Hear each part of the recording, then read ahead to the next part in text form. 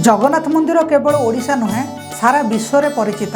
यह भारतर चारिधाम तीर्थस्थल मध्य गोटे। जगन्नाथ मंदिर में प्रतिदिन बाना परिवर्तन करिवार परंपरा एक गभीर धार्मिक, सांस्कृतिक एवं आध्यात्मिक गुरुत्व बहन करे। यही परंपरा प्राय 800 वर्ष धरी चली आसुछि एवं यह सहित अनेक विश्वास एवं रहस्य जड़ित अछि।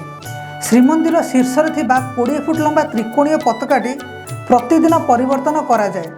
यही काम चुनरा सेवायतों द्वारा करा जाए, जो माने पीढ़ी पर पीढ़ी धरी यह परंपरा को बहन कर आसुछंती।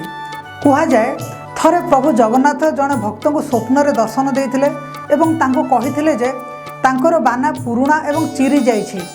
परदिन जेतेबेले मंदिरर पुरोहित माने देखिले बाना चिरी जाइतिला, सेबेठारु बाना परिवर्तन करिवार परंपरा आरंभ हो जाइछि।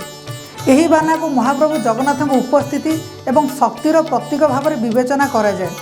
एही बाना समुद्र बहिथिया पवनर विपरीत दिगरे उड़े, जहाँ निजे एक रहस्य। यह आम पतित पावन बाना बोली कही थाउ।